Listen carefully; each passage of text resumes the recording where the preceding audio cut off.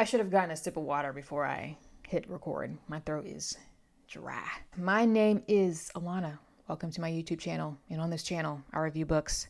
I gotta get some water. Who am I kidding? Try not to disturb the setup. Okay. Okay. You would think that as an amateur ballerina, meaning I'm not a professional, okay, I do it to stay in shape and I do it for the love of the art and for the love of dance. It is not my profession. I would be a little bit more graceful. I'm clumsy. I can jump for days though. I'm a good jumper. Whew, that water wet my thrapple, sure enough. That is an Outlander quote. First season, Dougal said it.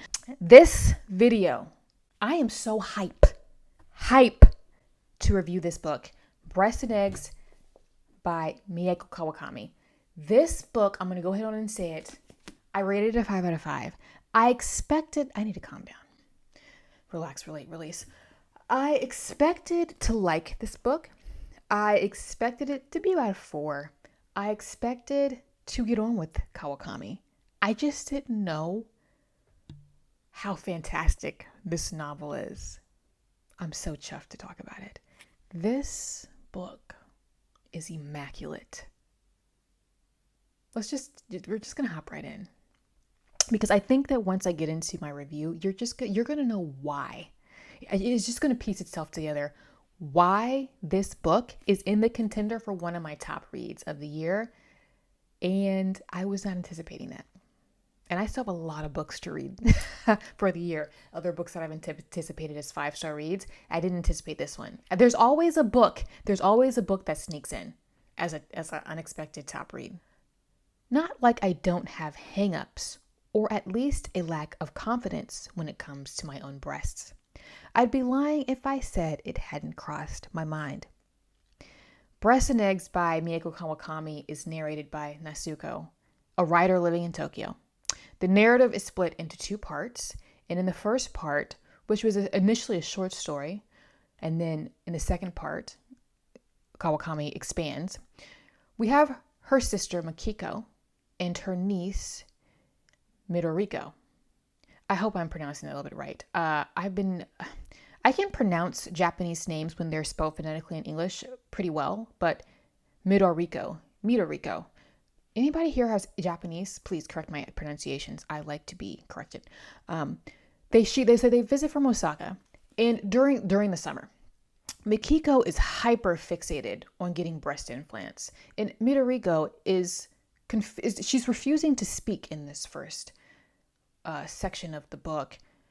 She will not speak to her mother. She will not speak to her aunt Natsuko. She does speak to her friends when she mentions her friends. She also is journaling, and so she is having conversations with herself. The reason why she's not speaking is there is something going on between her and her mother. So there's an underlying tension there. But she's also at that age, so she's a preteen, maybe hitting into about 13 years old or so. I would say she's about 12 when this narrative starts. She is going through puberty as a preteen, and her body is changing, and she's uncomfortable. Puberty is uncomfortable, I think, for anybody, but young girls go through a lot physically. And it makes you feel at odds with your own body. And so she's just dealing with a lot mentally. So in the second part, several years later, I would say it's probably maybe not quite 10 years later or so, but it's several years later, Natsuko has received some accolades for her writing, but she currently has writer's block on the novel that she's currently working on. She is now in her 30s and feeling incredibly lonely. She yearns for motherhood and begins to research how to obtain this, but she's not interested in a romantic relationship. I found Breast and Eggs to be an interesting narrative, and though most of the reviews, if not almost all of the reviews that I've watched and read on this book, discuss it from a very feminist approach, which I can see that, of Japanese culture and the perception of women's bodies from Mieko Kawakami as a Japanese woman. From, she's having this dialogue using these characters. I'm going to focus on other themes that I feel like people either haven't noticed, haven't discussed, or have neglected, because this narrative is way more than just feminism. I choose to say this is a very feminine book. It is, but there is a gold mine here that I think anybody could get a lot out of this book, depending on how you read it. This is a very existential novel, and I was not expecting that, and I was pleasantly surprised. Existential novels are my weakness. I love existentialism. Existentialism is so fascinating because it has so many sects, S-E-C-T-S, within existentialism. There are Christian existentialists and atheist existentialists and existentialists who believe this and existentialists who believe that. Existentialism at its core, I think almost everybody can relate to, is this tension between the self and the outside and all this other stuff, Everybody has an existential crisis at some point in their life. There is a lot of Natsuko processing her own body and how one's mental state and physical body do not always align, thus creating tension within the person. I guess on some level, I thought that somehow all those parts of me would fill out too, and I would have a body just like them. Except that never happened. I never became the woman I imagined. Things had changed. I felt like I had been left behind, trapped inside the weathered skeleton of an enormous creature that has shed its flesh and skin.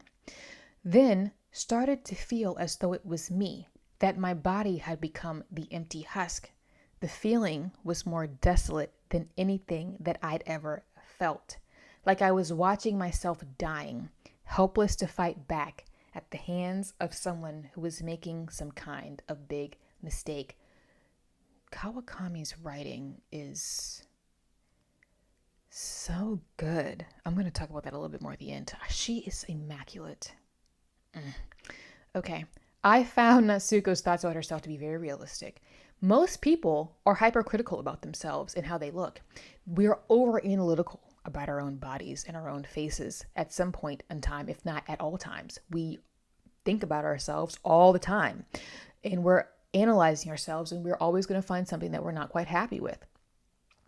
We are constantly processing how we look, and we're constantly processing and interacting with our own bodies all the time. And especially this day and age where we have selfies and mirrors everywhere, and you just can't get away from yourself and your physical body and what it looks like. The relationship that we have with our own body is very complex, and it's ever shifting as our bodies change as we get older. I'm going to stop here for a second. I like to always kind of weave in personal life and personal thoughts within these reviews. The most confidently seeming person has an insecurity. We all have insecurities. That's why this book is so relatable, regardless of who you are or where you are in life. Like I said, I'm an amateur ballerina. I do it to stay in shape. I do it because for the love of the art. I do it for the challenge, the physical challenge of it. Ballet is one of the hardest things I have ever done physically. I also take tap. Tap is easy for me in a way.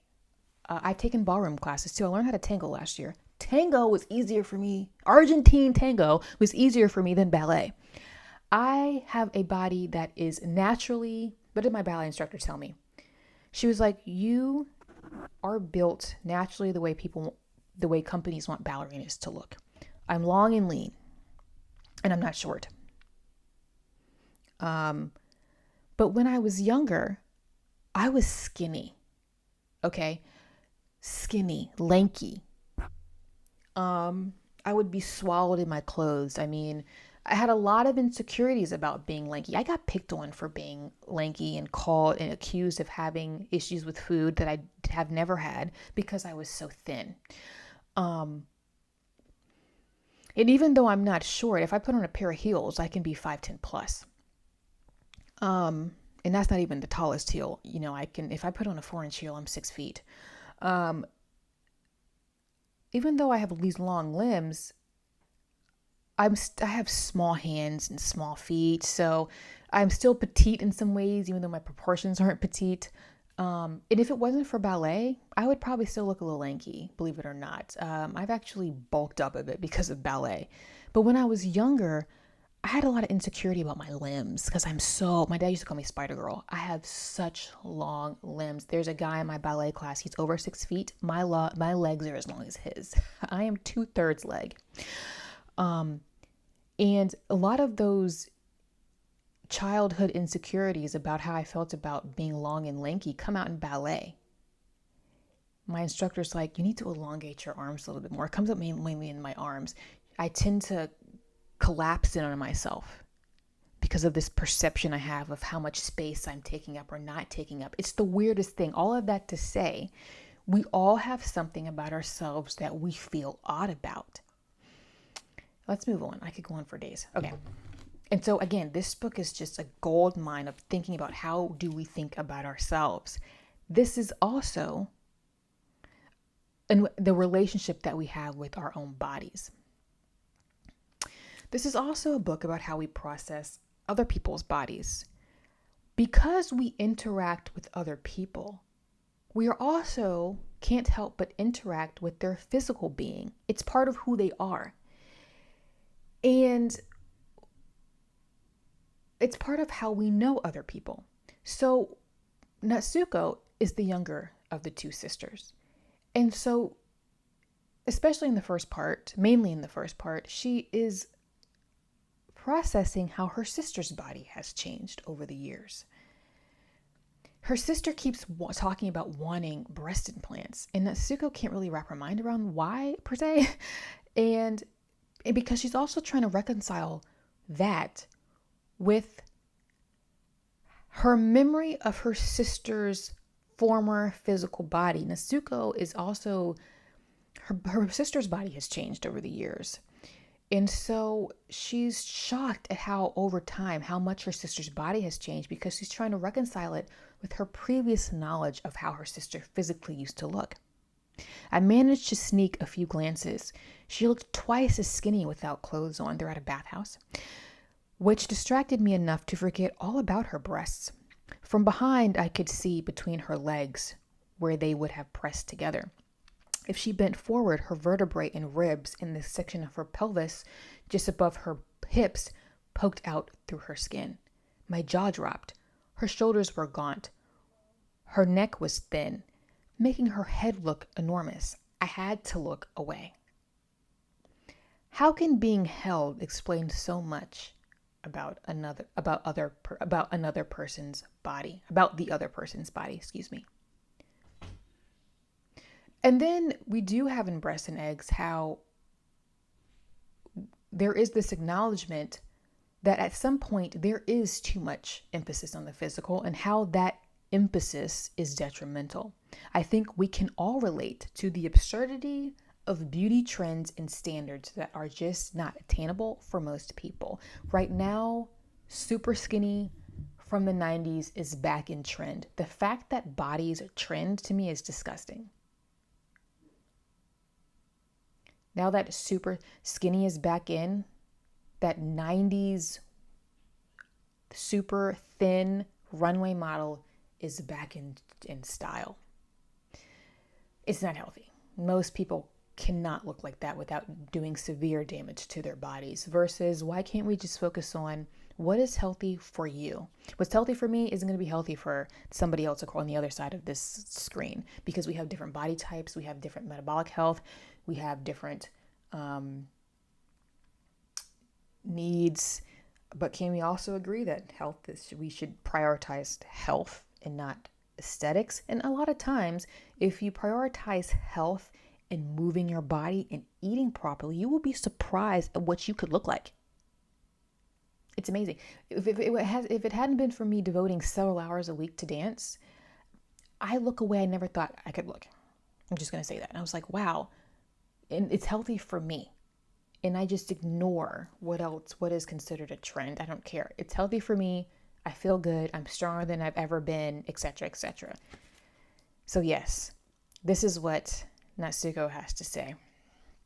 It wasn't part of how I saw the world, of how I got a sense of who a person was. Start judging people by their genetic profiles, and pretty soon you're seeing them like handbags, ranking them like brands. Preach. One of the major themes in this book that I don't know if I've seen anybody discuss, if they have, maybe for 2 seconds, I don't know. Because by the time I got to this book, I was surprised. I was like, there's a hair poking me in my eye. I was like, this is deep. This is rich. I don't really see many people talking about it. This is a book that talks about how the body carries memory. Natsuko in particular is constantly making note of the seasons and what her senses are processing, often sending her back to her childhood memories. It is well known that scent is one of the most efficient ways of recalling memory. Have you ever smelled something and then it just transports you back? Scent is a very powerful thing. There are certain periods of my life that are dominated by what fragrance I was currently wearing at the time. Like, I know exactly what I was wearing in high school, but I can smell it now, and I'm going to go back to being 16 years old. Oh, and you're also going to get a really good example in some of these quotes of just about how phenomenal of a writer Kawakami is. Or maybe dying off triggered the smell, the concrete floor that badly needed fixing, warm underfoot, screaming, splashing, the call of a whistle, the last few minutes set aside for free time, the time of afternoon when your body stops cooperating and your eyes start getting heavy. What I would give to fall asleep feeling like that. Those summer days felt worlds away, as if they happened in another life. But they happened to me and to my body. The thought gave me the chills. It was uncomfortably cool, almost like winter, which was funny since I hadn't noticed it outside. Does that mean the smell was inside my apartment? When the temperature and intensity of the sunlight and the quality of the night all met certain criteria, did the smell issue from the books and clothes and curtains and the other nooks and crannies all at once, remembering something?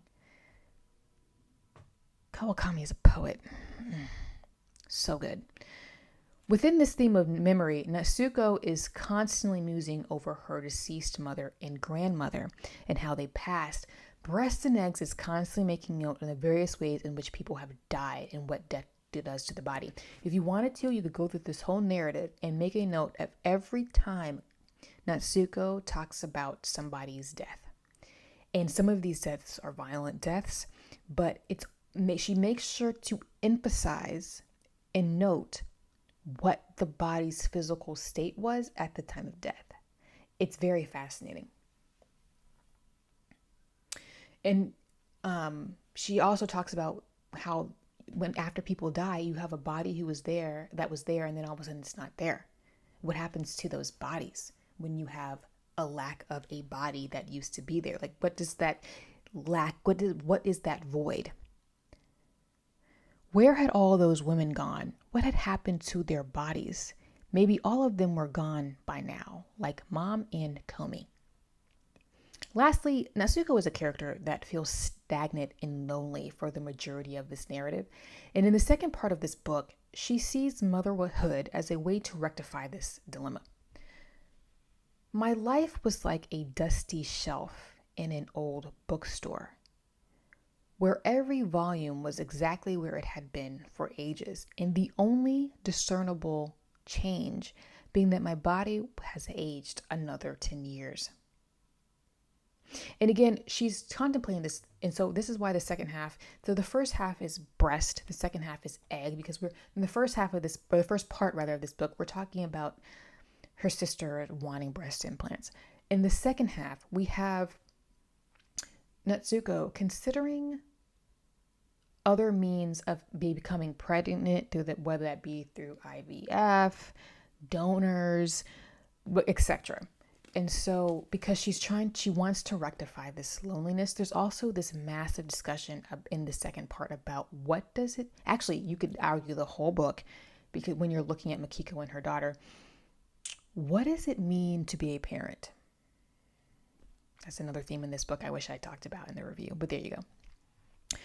So she's looking at motherhood again as a way to rectify this loneliness. Is this what it means to live and die alone? That you will always be in the same place no matter where you are? Here's another phenomenal example of Kawakami's writing. My feelings were private and indulgence a charade. I was alone and well aware that I could stay alone. But when I pushed myself to do my best and get things done, I wound up feeling like I was standing in a limitless expanse, forsaken and alone, no dream to chase. Spring came and went like someone opening the door to an empty room and only to slam it shut again. She perfectly described in her own style what loneliness feels like. This woman is a fabulous writer. This book surprised me. We're going to wrap this up. I anticipated again that I was going to get on with Mieko Kawakami. I get on with most Japanese literature. We're going to get into that in a minute. But I wasn't, the way that I described her writing as getting under my skin and ingratiating itself in my brain and in my pores. There is this book, I want to reread it already. I cannot stop reading about this book for the pure fact that it is immaculately written. I could read Kawakami describing what a chair looks like and not think it was boring. There are sentences in this book that are so stunning and unique that I had to read them over and over again before I moved forward. I'm going to see if I can find an example of something that I just thought was excellent. And I also talk about how she just has her own unique way of using metaphor and analogy that is not common. There is one in particular, I was like, I've never seen anybody describe something like that before. Ah, yes. A steam whistle blared off in the distance, like it was slicing through the thick membrane of heat lining the atmosphere. At the edges of the sea breeze, you could detect a hint of summer night. The shadows were growing longer, and the light in the west appeared to take on richness. The very start of evening. So good. What I also liked about this book, aside from the really good writing, was that I found the book to be more complex than a lot of the other reviews that were good reviews, but I found it to be more complex than those reviews led me to think it was going to be.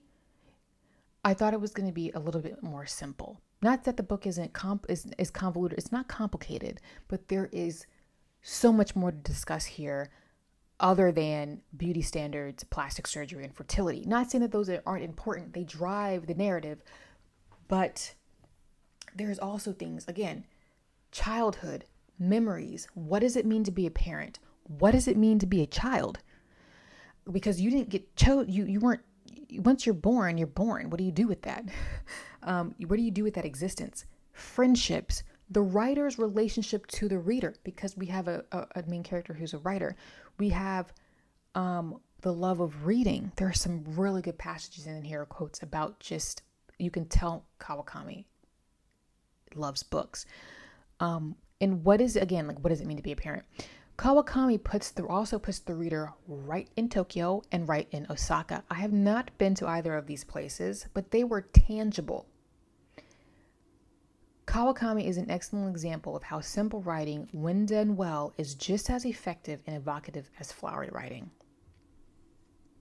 She doesn't overwrite, but what she does write does exactly what she wanted it to do. She also nails conversations. She nails what you would call banality.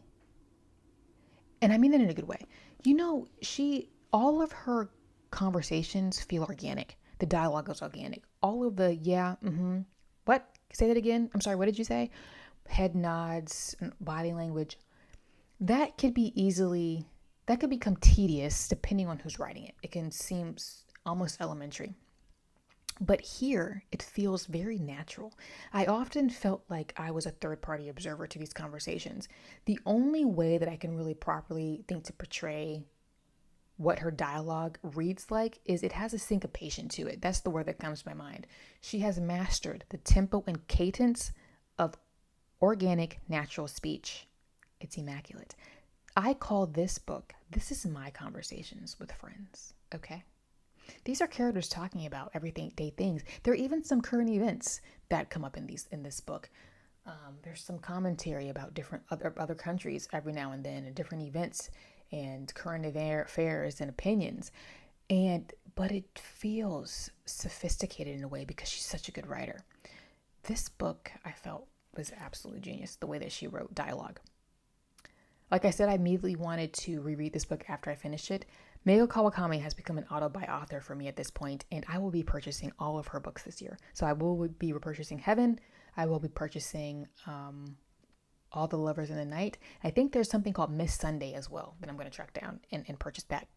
All of her stuff that's available in English is what I'll purchase. And as soon as she comes out with another book in English, you go and buy it, okay? I am not new to Japanese fiction. I've been engaging with Japanese story and storytelling for 15 plus years now. Way longer than that, actually, since I was a teenager, 13, 12 years old.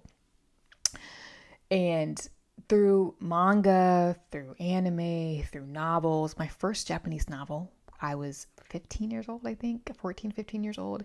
Kamikaze Girls. So fun. That was a fun novel. And that was at a time when it was really difficult to find this slew of translated Japanese fiction. There were some, like Black Rain is out there. I have some that have been in my Amazon cart for a long time. But just, we're getting it now in mass, and it's excellent.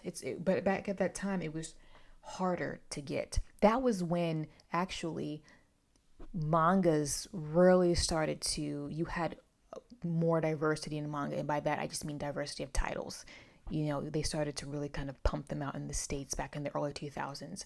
And you had more diversity in the titles other than just like, Dragon Ball Z, Pokemon, and Yu-Gi-Oh! You know what I mean? So you got a lot more diversity as far as plot and narrative and genres. And so Kawakami, and then after a while, I just didn't engage with Japanese fiction because at the time it wasn't translated yet. I had to wait, and so I just moved on to other things. Kawakami reminded me of why I love Japanese fiction so much, and I just, now it's going to permanently be in the rotation.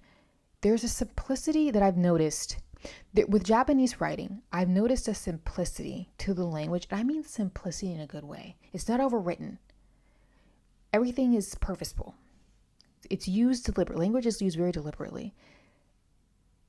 It's simple, sophisticated, elegant, and poetic without being overly contrived or flamboyant. And like I said, her use of metaphor and simile is very good and very unique.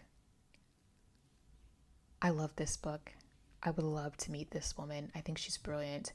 Again, Breast and Eggs became an unexpected contemporary favorite. Too bad I recorded my contemporary favorites after this book, but it will be included in lists in the upcoming future. Trust and believe. I rated this a 5 out of 5, like I said. I love this book. I can't rave about it enough. I hope my review maybe put in some themes and ideas that maybe you haven't seen other people talk about, and maybe that will encourage you to read this book, because I can see why some people maybe thought this book was boring. It was compulsively readable to me because the writing is so good. And I like the themes. I love a good existential crisis. So yes, that is my review of Breast and Eggs. I hope you enjoyed it. Please let me know if you've read this book and what your thoughts were, or if you haven't read this book and if you plan to. Again, don't forget to like and subscribe. Feel free to follow me on Instagram. My link is down below, where I get up to more bookish shenanigans. And I post my reviews there first. I also post my monthly reading wrap-ups and my monthly to-read lists. So, yes, I'm going to sign off. I need to record one more video and my voice is going.